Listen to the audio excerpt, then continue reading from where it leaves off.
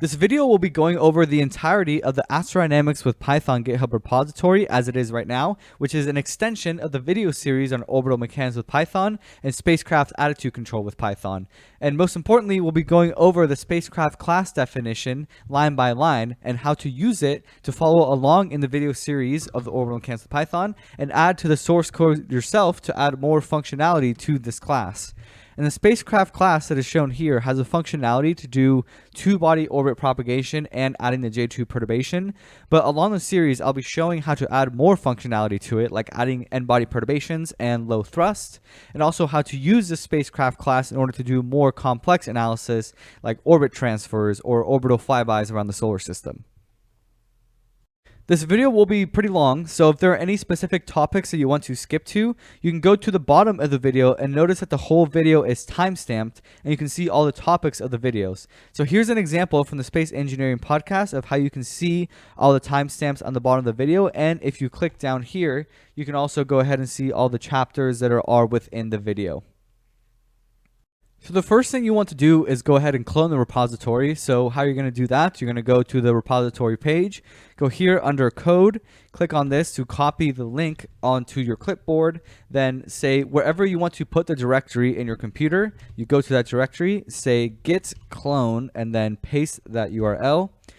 Then you'll go ahead and clone into Astrodynamics with Python library. That'll all get download it onto your computer. So if you ls, you now have the library, you go to it, and in this case by the time I make this video, I'm gonna go ahead and merge this spacecraft test to main, so you won't have to do this part right here, but right now I have it in a separate branch. So what I do is spacecraft git checkout spacecraft test right there. So if you ls, everything you see right here is exactly the same thing that I have right here on the left. And then the first thing you want to do from here is to install all the requirements, and how you do that, or all the dependencies. So if we go ahead and real quick, if we just say cat requirements, these are all the libraries that you need in order to be able to use all this Astrodynamics with Python library. So, and then Python has this really convenient thing where you have a requirements.txt file. You can do something like this. So python3-m pip install-r requirements.txt, and that is going to go ahead and install all the requirements or all the dependencies for you right away. And here you already see requirement already satisfied for everything because I already have all this downloaded, obviously. But for you, if you don't have these libraries and they have specific version numbers, that'll just go ahead and do all that for you. So once you have that all done, you can go ahead and run the example usage cases. So if you go cd example usage and Python 3 many orbits, this should hopefully work for you. It'll propagate all the orbits and then come up with this plot right here. And please let me know in the comments if this doesn't work, if there's anything that I need to update with the requirements or all the paths that I have in there. Please let me know if that doesn't work. And then another case you can use right here. So if you ls, we can also do the spacecraft hello world, which is a simple case of using the spacecraft class to propagate an orbit with the J2 perturbation on. So again, I encourage you to start off with that right there. And again, let me know in the comments if that doesn't work or if it does work and you like the plots that you see. So last thing before we get started, you'll see that I don't really have any comments in these scripts, and that's on purpose. So as part of watching the video, I encourage you to add in comments yourself as you go along to make sure that you understand everything that is going on. So in my experience, I find it a bit difficult to read other people's software. Let me know if you do as well, because I think that's pretty universal. So I think it's a good exercise for you to add in comments and also change the software to fit your own style of writing software and how you like to implement these concepts. Now getting into the source code, I've switched over to Sublime here, but it's all the same stuff. Basically what we have here is a spacecraft hello world script, which is kind of the simplest way to use the spacecraft class, just doing propagation of the orbit, well 100 orbits of this just arbitrary orbit using the J2 perturbation and then plotting it out and showing. So how to start: first you want to import where the Python tools are for you. So basically this is one way of doing it. What this is saying is from sys import path, it's basically saying this are all the paths that Python has where it's going to look for directories. So if we go here, if we say Python 3 and then from sys import path, and then you print out path, these are all the paths that Python is going to look at whenever you say to import something. So in this case, we are saying from spacecraft, import the spacecraft.sc, and from planetary data, import the Earth. So basically what's happening, if you just run this, basically say I run this, say from spacecraft import spacecraft, it's going to give me an error because it says no module named spacecraft, because in none of these directories is there anything called spacecraft. So what this is doing here, it's a path.append, and in this case we're going to go .src python tools. So now if we print out path, we see that this list has appended to it this directory. So now if we say from spacecraft import spacecraft, it found it because you added this directory to the list of directories that Python will look for when it is going to look for something that you're importing. And this isn't the only way to do it. You can also do it by PythonPath. So that's another way to do it. So if you say echo $PythonPath, you'll see that there's nothing. But then if you say export, if you go PythonPath equals home pub awp src python tools, if you do that, and now if you say echo python path, you'll have that there. So when you go to Python 3 from sys import path, and then if you print out path, you'll see right here is this directory. So that's another way to do it. So that's two options of how you can add these directories to your path, is either by going into the Python script and then saying from sys import path, or you can go into your shell and then make the Python path variable go to that directory. And then from there, if you actually run that script, you could actually just comment these out or just get these out of the way, because you wouldn't need it anymore since Python already knows that's where you want to go to look for the Astrodynamics with Python libraries. And one last thing, if you do want to work with environment variables, what you can do is you can go to your bashrc file. So in this case, I'm going to use Bim to go to the bashrc file, where I have some custom function definitions like parse git branch, which makes it so I can see what git branch I'm in, basically, using the ps1 variable, and then subl just to call Sublime for whatever script that I want. But most importantly, what I want to show is that you can use that same command of the Python path in here. So then whenever you open up your shell, it's going to automatically add the Astrodynamics with Python tools directory to your Python path, so you never have to worry about it again. So how you can do that is just use that exact same command. So export Python path equals home. So pub awp python tools, and this will be wherever that you decide to put your Python tools, src python tools. You do that and then get out of Vim by saving, and then you say source.bashrc, and now if you say export, or if you say echo, well, first we have to say, so if we say echo Python path, that'll do that. So then if we say export Python path equals nothing.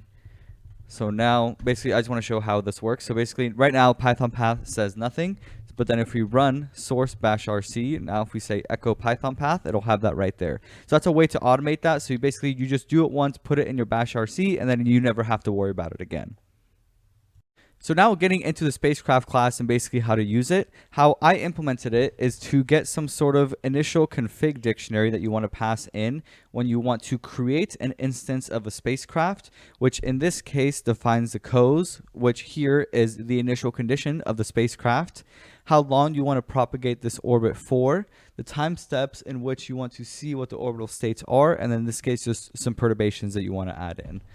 So here I have the COEs defined as just the classical orbital elements or the Keplerian orbital elements. In this case, just Earth radius plus 1,000 kilometers in semi-major axis, 0.05 eccentricity, and 30 degrees inclination. This is just arbitrary. It's just an example. But in this case, that is defining the initial conditions of the orbit that the spacecraft is in. T-span is how long you want to propagate the orbit, which in this case, I implemented this such that if this is a string, it's just saying how many periods of the orbit do I want, as opposed to say I pass in a number like say 5,000, that would be propagate this orbit for 5,000 seconds. But in this case, I implemented it. So if you put 1, it means 1 period of the orbit. And I just found this to be a really convenient way in order to do that, as opposed to calculate the period and then pass in the number. Just say, give me 1 period of the orbit, because sometimes you just want to see what it looks like in 3D or see what the states look like on a plot. Basically, it's just a convenient way of doing that. It's not necessary, but that's just the way that I did it. And it's right here. So if type of config tspan is a string, treat that as a float and then multiply that float value by the period of the orbit. So that's what that's doing. dt is just the seconds in between where you want to see your state. So in this case, it's just every 100 seconds, give me the state of the spacecraft. And then here, orbit perturbations is just what perturbations you want to add to the propagation, which in this case, I just added J2. But I've already shown videos of how to add the other ones, but I'm going to remake those videos just to make them a lot cleaner. I'm going to show how to add other perturbations like the n-body perturbation, solar radiation pressure, third body perturbation, all that good stuff. So that's what's going on there. It's passing in this initial config dictionary that tells the spacecraft basically what you want to do with it. It's a config dictionary. You can add other things like central bodies. Say you want to do propagation at the moon or at Mars or basically relative to the sun. In that case, you'd want to have your central body be equal to the sun, which I'll show the planetary data in a little bit, but basically that's what that's saying. The initial date, basically what date you want to start this, and this isn't that necessary if you just want to see what an orbit looks like in the inertial frame, but say you want to plot the ground tracks of an orbit, that's dependent on time because the position or the rotation of the Earth is dependent on time. The attitude of the Earth is dependent on time, so it matters when you have your initial date that you want to define these initial state with. So I've implemented it so you can either input an initial date or initial ephemeris time, which is seconds since J2000, which I'll get to later. What frame you want to use, DT. J2000 is pretty much the standard. If you want to do Earth-centered propagation, you're going to want to use J2000. DT is just the seconds in between the states, orbit state, COEs. There's two ways that I've implemented here to define the initial state of the orbit, which is to give it an orbit state, so the position and velocity vectors, or to give it classical orbital elements. Orbit perturbations, propagator, basically which ODE solver do you want to use to propagate this trajectory. Stop conditions I'll get to later, and then this is not, all this stuff is not that important. But the most important thing is understanding that in order to use this spacecraft, you want to pass in some sort of dictionary that's going to define everything that you want to do with it. So now getting into the spacecraft class, we start with the init function, where in Python, if you write a class, the first argument to any method within that class has to be self. And then the rest is what you actually want to pass in. So in this case, what I want to pass in is the config dictionary, which is what's shown here that you're passing in. And in this case, you initialize the internal config dictionary, so it's self.config as null config, which is basically just the default parameters of the config dictionary. This is just the way that I decided to implement it. It's not the only way. It's just the way that I decided to do it. In this case, so you initialize the self.config, and then for each key in the config dictionary that you passed in, you're basically overriding the default values of the null config. That's what's going on. So for each key in config.keys, override the initial self.config with whatever you passed in. That's what's going on there. So that's just a convenient way of initializing some default values and then override whatever you don't want to have as default. That's what that's doing. And then just storing self.orbitperts as what you passed in, and self.cb in this case is a central body, which by default is Earth, but you can again have it as anything: Earth, Mars, or the sun, or anything like that. And then if you pass in COEs, this is just one way of doing this. So if you pass in the COEs as the initial conditions, you're going to want to convert the COEs into position and velocity vector, which is the orbit state. In this case, OC is orbit calculations, which I'll get to in this video, but basically just says COEs to state. So take the COEs, make them into state variable. So you just pass in whatever COEs that you passed in, and then mu is just whatever the central body mu value is. Just passing that straight through. Make sure you have the orbit state as position and velocity vector, because that's what's going to be propagated in the spacecraft class.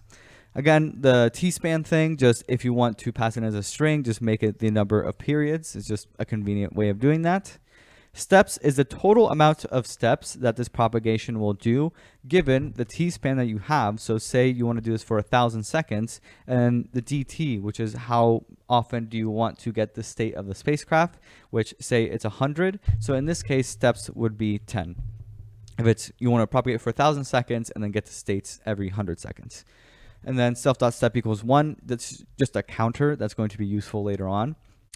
Here we're defining all these data arrays, so basically just pre-allocating all this memory in the computer in order to store all of these values, because we know how many steps this propagation is going to do, so we can just pre-allocate all the memory so that when the spacecraft class is propagating the trajectory, it can just fill in that memory with all the data that we actually want. So in this case, this is ephemeris times all the states, which is going to be position, velocity, and in this case also mass, and then altitudes, alt for altitudes. And here it's just filling in the initial conditions of the orbit. So basically saying for the 0th step, or the first step, every value until 6, so 0, 1, 2, 3, 4, 5, equals whatever config that is passed in the orbital state, so initial position and velocity. And then next is at the end of that array, so again the 0th state, and then the last value in this case is going to be the initial mass that is passed in. And this doesn't matter for what's implemented now, but later when you do low thrust propagation, the mass does matter because of Newton's laws. And then adding in just the initial altitude of the orbit is just the norm of the initial position vector minus the radius of the central body. That's just the altitude of what's going on. These three are self-assigned stop condition functions, perturbations, and load spice kernels. So we'll go ahead and go to those. So how it's implemented in the propagate orbit method is that after every single step that the solver goes through, check the stop conditions. So if this self.check stop conditions method returns true, then just increment the step by 1 and then go to the next step. But if this returns false, then break out of this while loop, which stops the propagation right there. So every time you call this self.check stop conditions, it checks. So for each stop condition in the stop condition function, so for each one in that list, call that function. So if the function returns, so say if not true, so if false, it won't do anything. So if stop condition returns false, so if not false, which is if true, return false, which if it returns false, this stops the propagation. So that's what's going on. So if it says false, if any stop condition says false at any step, stop the propagation. And that's what that's doing right there. So that's what this is doing. Self.stop condition functions, as default, always check if you deorbited. So check deorbit here. So if the altitude at the current step is less than the central body deorbit altitude, that is just defined in the planetary data dictionary, which I guess I'll go to here. Python tools, planetary data. In this case, it's at the deorbit altitude set to 100 kilometers. So basically, if you reach 100 kilometer altitude at Earth, we'll just say that the spacecraft is deorbited, and you can change that if you like, if you have other applications for it. So if this is true, if the altitude is less than the deorbit altitude, print the stop condition and return false. So if this returns false, again, if not false, which is true, return false. And if that returns false, then this gets out of the whole propagation, stops right there. So that's how the stop conditions are implemented in this case. Again, it's not the only way to do it, but it's just the way that I decided to do it. And then I'll be showing in videos how to add other stop conditions, such as one of them that's going to be really important for doing flybys is check when the spacecraft has exited the sphere of influence of a planet or whatever you're doing, or check if a spacecraft has entered the sphere of influence of another planet. So say you're doing a trajectory from Earth to Jupiter, you want to start the propagation at Earth, you want to get on a trajectory to escape Earth, and you propagate as Earth-centered at the beginning. Once the spacecraft reaches the sphere of influence, the edge of the sphere of influence of the Earth, switch the propagation in order to model the spacecraft as orbiting the sun. And then once it gets close to Jupiter, once it enters the sphere of influence, again, switch the propagation so that Jupiter is a central body and the spacecraft is being modeled as relative to Jupiter. So that's another way to use the stop condition function. So say check when you enter the sphere of influence or exited a sphere of influence. And again, I'll be showing that in future videos. So that's how that is implemented there. Next up is the assign orbit perturbations functions method, which similarly is just assigning whatever perturbations that you want to add to the propagation. In this case, I only have J2 implemented, but again, in the videos that I've showed before and I'm going to be remaking, I'll show how to add more perturbations like the n-body perturbation or solar radiation pressure or aerodynamic drag and all that. So we start out with just J2, and then orbits pert functions is an empty list initially, because in the case that of the config of the default of when you want to initialize a spacecraft, by default just do the two-body propagation. You don't always want to do J2. And the way that this is used is in the differential equation. So you calculate the two-body acceleration right here.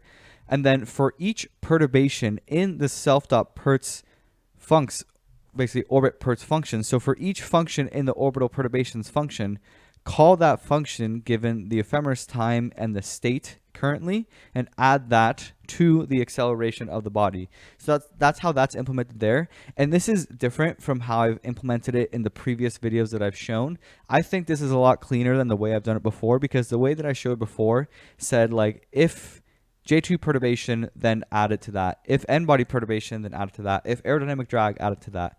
As opposed to this, which I think is cleaner, it's just for each perturbation in this, call that perturbation and add it to the acceleration, and then put the perturbation implementation somewhere else. I think that's cleaner. That's just my opinion. Let me know if you agree or disagree, because it's just a decision. It's not right or wrong. It's just a way to do it. So in this case, you have the orbit perturbations functions. For each key in the self.configs orbits perts, which is what is passed in right here when you call the spacecraft class. In this case, the key is J2. So self.orbits perts funcs, this list append the function's map key, which in this case is J2 right here. So it's going to append to this list the self.calc J2 method. So every time, so once that's there, every single time that diffq calls this self.orbits perts funcs, it's going to call that J2 perturbation right here. And this is just the math of the J2 perturbation. I do have a video on this already. I'll have a link in the description, but basically this is just how you implement the J2 perturbation in Cartesian coordinates, so basically in 3D coordinates. So next up is a load spice kernels method, which in this case only loads a leap seconds kernel, which is kind of the most basic thing that you can do. But in other cases, you'll want to load more kernels. Like say if you want to do Earth-centered, Earth-fixed calculations like ground tracks, you're going to want to load other kernels like the kernel that predicts the rotation of the Earth. And again, I've showed that in past videos, and I'll put a link in the description to that. But basically, all I have here is loading the leap seconds kernel, where in this case, SD right here, it's just from in the Astrodynamics with Python libraries, import spice data as SD. And in this case, spice data is right here in the Python tools. And all it is a leap seconds kernel. This actually isn't there. When you go and take a look at it, all it is just the path to wherever this leap seconds kernel is, nav 0012, where in this case, this leap seconds kernel basically just tells Spice whenever that there is a leap second. So then integral number of seconds, the value of delta at was 10 seconds January 1972, and increases by 1 each leap second is declared. Basically, just tell Spice when leap seconds have happened. That's all that's doing, and Spice needs that in order to be able to calculate or convert between, say, a date like 2021 June. Spice needs that leap seconds kernel in order to be able to convert that date into seconds since J2000, since leap seconds matter. And in this case, so spice.furnish, so load that kernel, add it to this list called spice kernels loaded, because in this case, this list is kind of useless, but later on when you want to load more spice kernels, basically you don't want to load a spice kernel twice because that's just a waste of time. And that could be the case where, say you want n-body perturbations, and in the case where you would implement it saying that for each body in the n-body perturbations, load the associated spice kernel with that body. So say you're doing a trajectory that's around the solar system, say you're going Earth to Jupiter, and then in between there you want to model the gravitational pull from Mars, Jupiter, and Saturn or something. So for each body, so for Mars, Jupiter, and Saturn, load this spice kernel associated with them, but that would actually in most cases be the same kernel, so like de432s.bsp. So it doesn't really make any sense to load it 3 times. So that's why I have this implemented. Again, I don't really use it here, but I will use it later on in the videos that I show in order when you're loading more spice kernels. And also within the spice kernels, I just decided to put the time conversions in here. So if self.config et0 is not none, make that. So basically what that's saying is that if you pass in the config dictionary some initial ephemeris time, which is seconds since J2000, fill that in right there, it's done. But if you don't, that's implying that you passed in a date or you didn't pass in anything else. So that's the case right here. So ET0 in the null config dictionary is initialized as none, and then date 0 is initialized as just a random date, 2021, April 1, April Fools, haha. So if you have that in there, if you don't pass in anything, like as is shown here, it's going to use this date which is what's going to happen here. So if self.config is not none, which this is false, because in the case where you don't pass if you don't pass in anything, ET0 is going to be none. So in that case, this won't happen, and then it'll go to this line right here, which says self.et0 equals spice.string to ephemeris time, and that's what that's doing, passing in that self.config date 0 value, which is 2021 April 1st. And then self.ets is going to be the array of ephemeris times that is going to be passed in to the propagation. So that self.ets is going to be the a range, so the range of values between self.et0, which was defined right here, self.et0 plus config.tspan plus config.dt, and then every dt steps. So basically just the 0th time to the time at the end of the propagation. That's all that's doing. And that's what's going on in the load spice kernels method. Then moving on, this doesn't really, I don't really use this anymore. It basically just creates an output directory if you want to, say, put all the data of the spacecraft that you're using into one directory. This is just an example of using the OS library that is in Python, which up here just import OS, where you can do things like make a directory, change directory, create a file, or anything like that. It's basically just doing something like creating, in this case, just creating a directory of the output directory if it doesn't already exist. Again, this isn't very useful. As of now, I don't use it anymore, but maybe I'll come back to it and actually do something with that. And then here, more importantly, is a solver. So this is going to be the ordinary differential equation solver that's going to do the propagation of the orbit. So basically, the meat and potatoes of this whole spacecraft class is actual propagator. In this case, it's going to be self.solver equals ODE, which in this case, ODE is coming from scipy.integrate. So scipy is a very powerful package. It's in the requirements.txt. So if you pip install the requirements.txt, you will get scipy and you'll be able to use this. So from scipy.integrate, import ODE. That's where that's coming from, and that is initialized right here. And then to initialize it, you pass in the function that does the differential equation, which in this case, I call self.diffeq, differential equation, which is an equation you're probably very used to if you watch all these videos, where you actually implement what's going on. So that's how you initialize it, and then you want to set the integrator. So basically, which integrator that do you want to use? Scipy, this class has a lot of options as to which integrator you can use, which you pass in the config dictionary. Again, if you don't pass anything in, by default, this propagator is going to be LSODA. I just noticed that it's very fast, but it's not necessarily the most accurate in some cases. So again, there's more analysis that goes into which propagator you want to use. And I've talked a little bit about it in previous videos, like the sun-synchronous orbit video, where I compare different propagators for the J2 perturbation for sun-synchronous orbits. But that's a whole separate topic, and I'll be going deep into ODE solvers and the numerical methods with Python series, so be on the lookout for that. And then setting the initial condition, you set initial value of self.say0, which is the initial condition that was passed in here as the position and velocity of the spacecraft, and then the initial mass. And then the solver also needs an initial time, which you can set as 0, which just says, 0 time. So the initial time that this is happening. But actually, I found that this is a bit troublesome and a little bit confusing because of the fact that you set time as 0, which in every other case will work, because when you do a two-body orbit, it doesn't depend on the time that it is. Like the ephemeris time, it doesn't matter if it's, year 0, year 1000, or year 2020. It doesn't matter because the two-body problem doesn't really care about that initial time. But there are other problems that do, such as, say you want to do the n-body perturbation. So say you're in a heliocentric orbit, and then you want to model the perturbations of, say, Jupiter, Earth, and Mars on your spacecraft. That's going to be dependent on time because the positions of those bodies are dependent on time.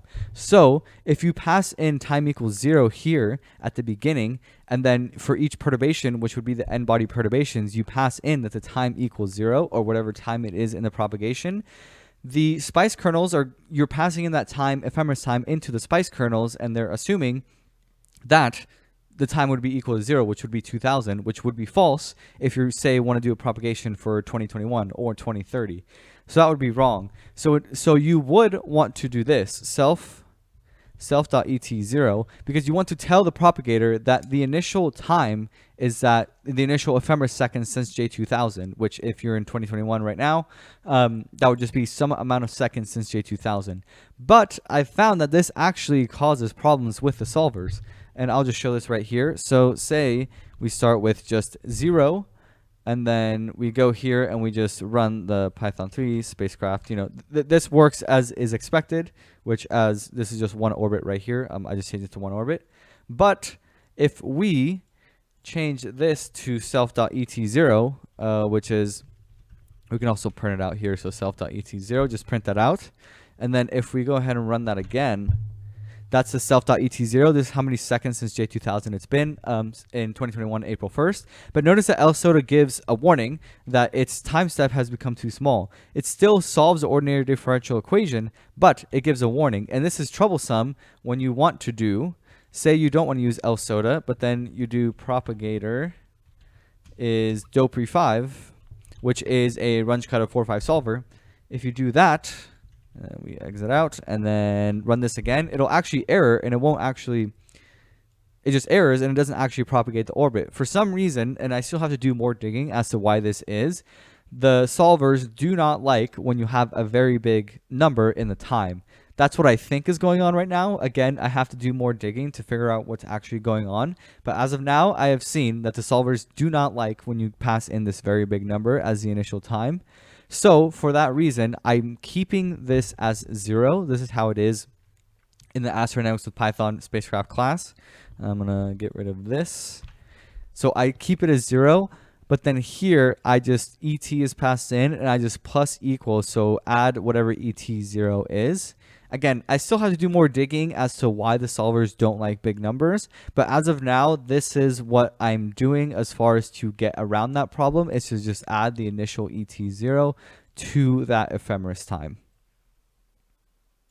Next up is just these two variables, COEs calculated and lat longs calculated. It basically just says, have the COEs been calculated for this propagation? And that's used here. So say in the calc COEs, after the propagation is done, convert all the states or calculate all the COEs based on the states of the propagation, and then set COEs calculated to true. And this is just a convenience thing because say you want to plot the COEs. So in this case, say you want to plot the spacecraft COEs.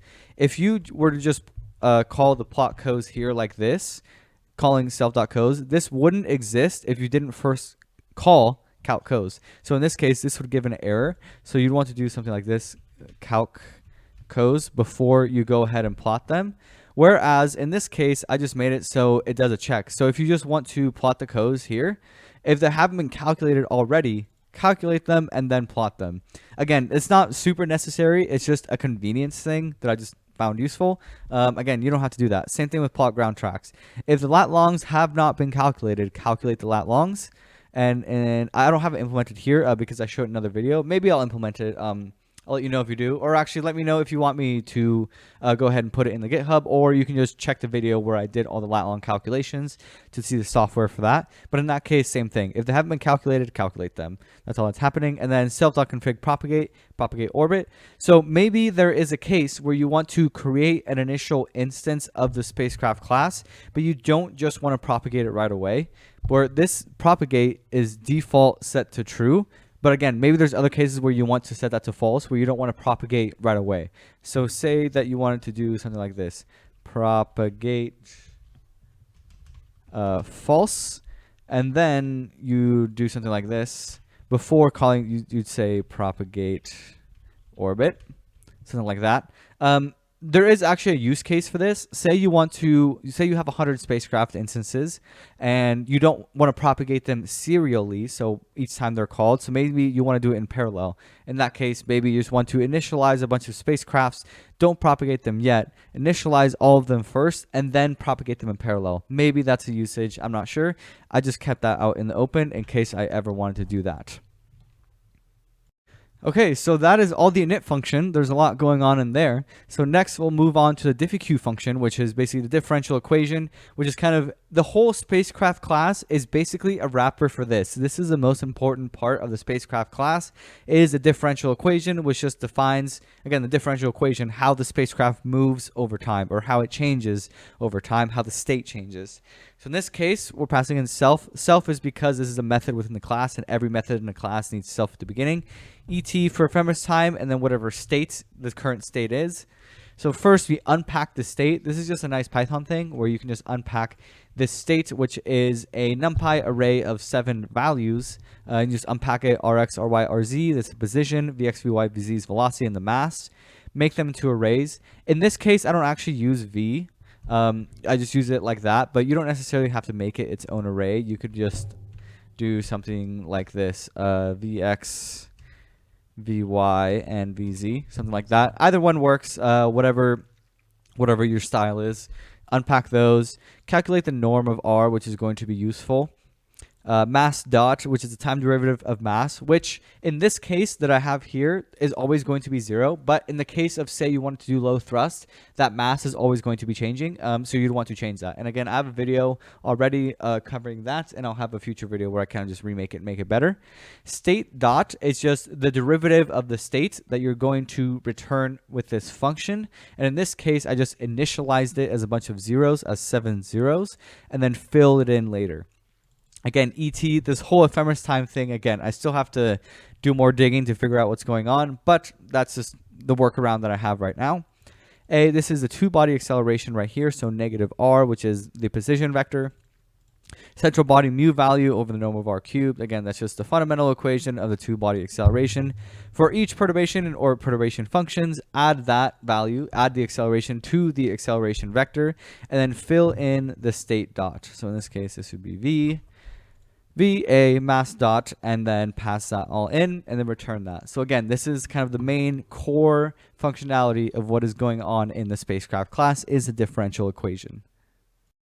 And then again, propagating the orbit, which is again what the whole spacecraft class is built around.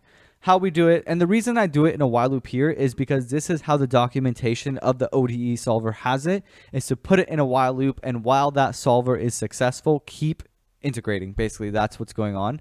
So in this case, in the documentation of the ODE solver, they just have while the solver is successful, keep integrating. But then another one here that is useful is while the solver is successful and the current step that you are on is less than the total amount of steps that you're going to do in the propagation, which was defined right here. Basically, how many steps are in the propagation, because that is how the data arrays are initialized in memory. It's just how many steps that are going to do. So while the amount of steps is less than steps, and while the solver is still good, integrate with the current solver time plus whatever delta t you have, where this delta t is how many, basically whenever you want to output the data, what is the time span in between that, so that's a delta t.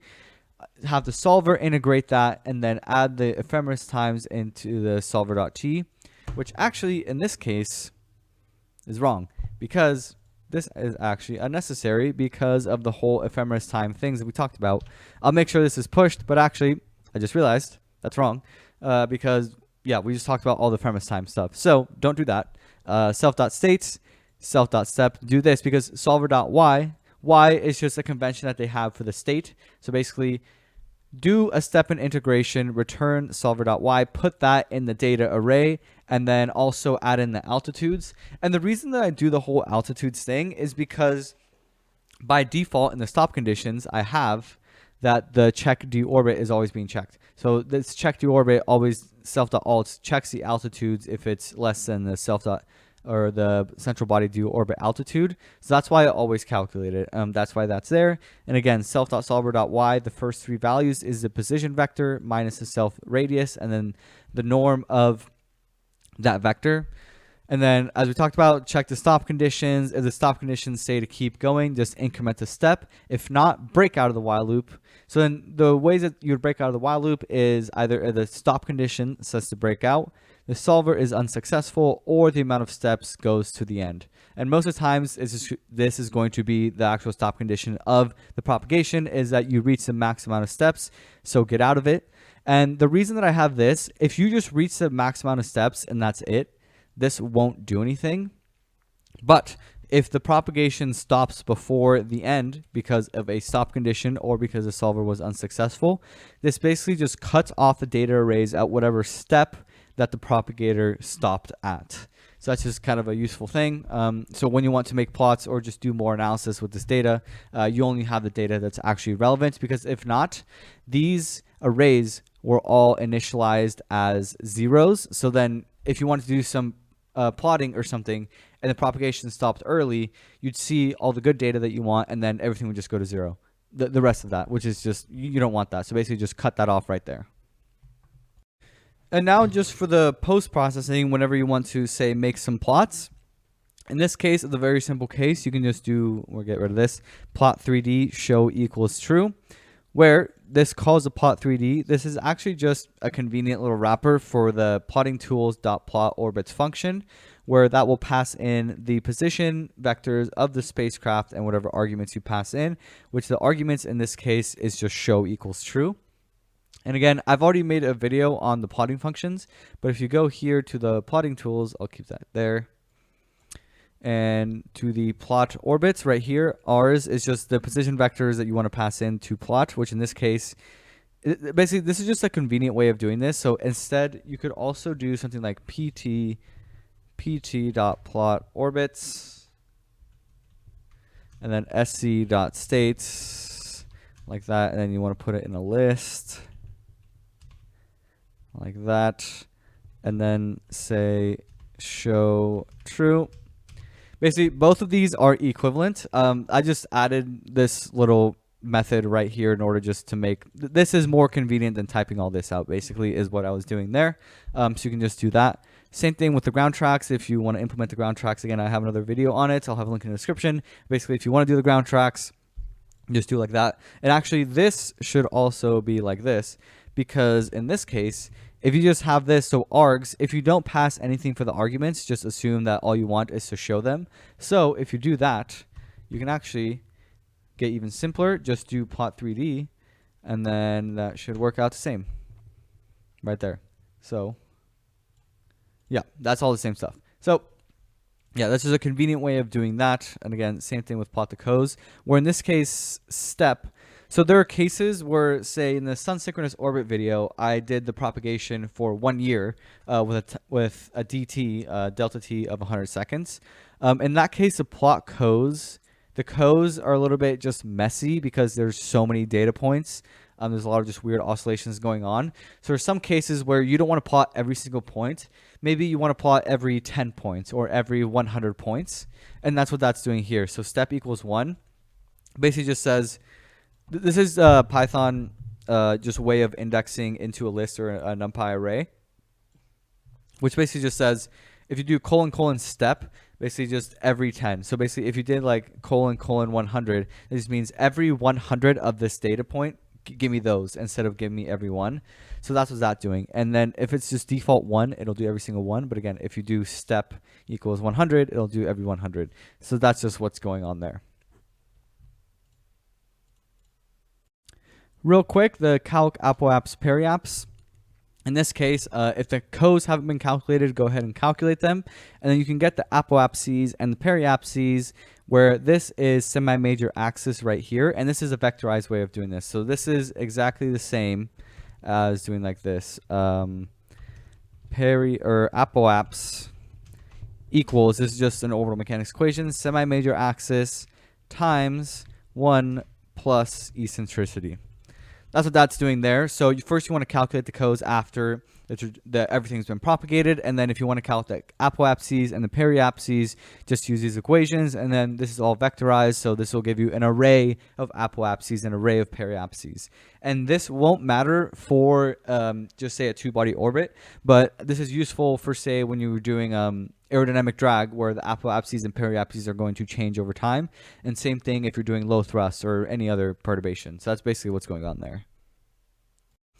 So that's all for the spacecraft class. There's a lot of information there. Please let me know in the comments if there's anything confusing that I said, because obviously there's a lot of info. If there's anything you see that you'd like to change, or are curious as to why I implemented in that way, yeah, just go ahead and let me know what you think in the comments. Yeah, it's just a lot of stuff. And then there's other stuff in the Python tools directory, like the numerical tools. In this case, just has norm. This is just kind of me being lazy, and just instead of calling mp.linal.norm every single time, I just call it norm. And normed is basically get a normed of a vector, so basically get the unit vector of whatever vector that you're doing. Frame transform, this is useful for in the case of you want to calculate lat long coordinates. So you want to transform your data from, say, Earth-centered inertial J2000 frame into the Earth-centered Earth-fixed frame. This is just a way that I implement just doing that. So basically frame transform.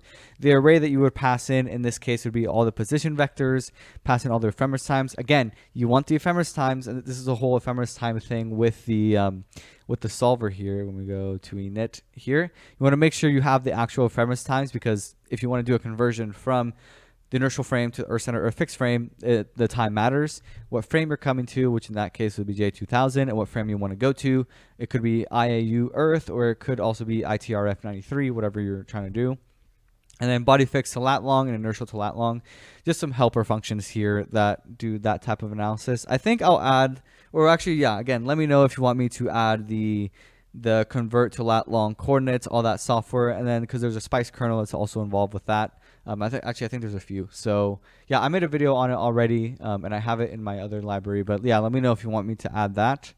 And then the planetary data is also in the Spice tools, or in the Python tools. And then again, there's the plotting tools, which I went over in another video, and then the Spice data.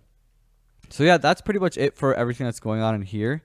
Again, let me know. There's a lot of stuff, and let me know if you're able to run this and all that, because I'm going to push all this stuff that I have right now to the main in the GitHub repository, but I assume, I mean, there's probably going to be errors in there, just stuff that works on my computer but maybe doesn't work everywhere else. So yeah, just let me know what you think of it, what's going on there. And yeah, that's pretty much it. Also, this is what the README looks like, in case you're wondering. There's specific syntax for like the markup or the markdown. They have this in Sublime right here. So if you go down here, there's a markdown. Yeah, if you're curious on how to make, if you want to make your own GitHub repository and you're curious on how to make that README, if you just search markdown, you can see just kind of the syntax that you want to use in order to put stuff like links, images, and all that. So yeah, that's pretty much it, I think, that I have for here. Let me know, again, if there's any questions about this. A lot of information. If you made it this far, congrats. Yeah, there was a lot there. So yeah, so again, let me know any questions you have in the comments, and thank you for watching.